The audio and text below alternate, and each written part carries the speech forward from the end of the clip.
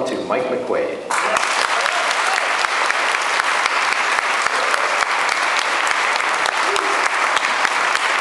Thank you very much. Great to be here. This one is called Cannonball. Last summer, when my 10-year-old son took swimming lessons at the Bellingham Country Club, they'd come to a point in the lesson when each kid got a turn jumping off the diving board. And this one kid, every time it was his turn, he'd walk to the end of the diving board and yell, "Cannonball!" as loud as he could, so that every head in the place would involuntarily jerk toward the diving board. And we'd see this, and we'd all watch as this skinny, kind of gangly 10-year-old would just sort of fall off the end of the board. On the way down, he'd make a half-hearted attempt to grab his knees, but he'd always let go. And when he hit the water, he produced an underwhelming bloop of a splash, like when you drop a pebble into a pail of water.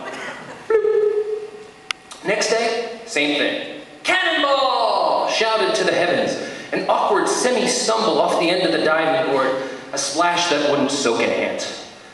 Day after day this went on, and each time I hoped this would be the day he gets it right. Nah. Then, one day, it dawns on me.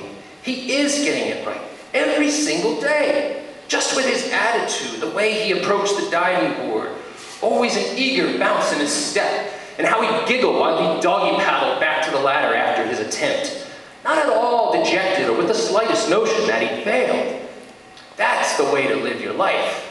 Yell "Cannonball!" to the world. Give whatever it is you're trying a best shot, and if it doesn't work out, no biggie.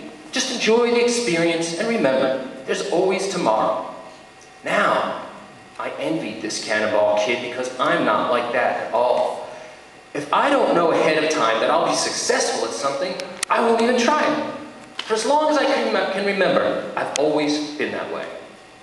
But then, I remembered Purple Haze. Back when I was in high school, I was obsessed with Jimi Hendrix. And at the beginning of my senior year, I decided that in 3 months, at my senior talent show, I would play Purple Haze on guitar in front of the whole school. There was just one problem. I didn't know the first thing about playing guitar. So I hired our town's hotshot guitar player, a kid named Billy Tucker, to teach me Purple Haze, just that one song. Billy was a terrific teacher, and like lots of guitarists I've met, he enjoyed copious amounts of cannabis and other mind-altering substances. This worked to my great advantage because Billy would lose all track of time, and my 45-minute guitar lesson sometimes lasted 2, 3, even 4 hours, which was key because I needed all the help I could get. Jimi Hendrix, you see, is not exactly intro guitar material. And trying to learn Purple Haze before you'd even learn how to play Polly Wolly Doodle or any beginner guitar song was like trying to learn how to ride a bicycle by racing against Lance Armstrong in the Tour de France. But I stuck with it. And come talent show night, Purple Haze was in my brain. Some of it, anyway. For the show, I wanted to somehow look the part, so I borrowed this rainbow-colored hippie dashiki shirt with billowy sleeves, a pair of Indian moccasin boots that laced up to my knees and had fringe around the top, and tied a bandana around my head. In my mind, I looked just like Jimi Hendrix. But in reality, I probably looked more like some Village People version of Davy Crockett.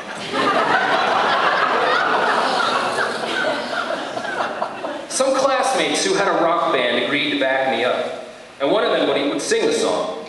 As for the actual performance, I won't bore you with the details, other than to say that it went about as well as could be expected for someone who wasn't really musically inclined to begin with, and who only had about 10 guitar lessons, and then tries to play Purple Haze in front of the whole school. Among the more challenging moments was the guitar solo in the middle, during which my fingers wouldn't cooperate with what I wanted them to do, and stinker note after stinker note shot from my guitar like sparks from a bottle rocket on the 4th of July. In short, I played Purple Haze about as well as the Cannonball Kid did a cannonball. But in the end, I rallied. Purple Haze ends with the same screaming high note repeated over and over again. It sounds cool, and it's so simple to play that even I couldn't screw it up. So when we came to that point in the song, I raised my guitar to my face, and just like Jimi Hendrix, I played guitar with my teeth. The place went nuts, and all of my previous sins, the cavalcade of clunker notes, the cacophony of sonic crap that I produced, were forgiven. It felt amazing, like I died and ascended to rock star heaven. And I saw Jimmy there, and he smiled and gave me the peace sign. So it's January, the start of a new year, a whole new decade in fact, and of course, New Year's resolution time. And so I'll leave you with mine. To shout cannonball to the world more often, to take more risks, try new things, to just enjoy the ride and not obsess over success or failure. And to always remember that whenever things start going really badly, I can always just grab a guitar and play it with my teeth.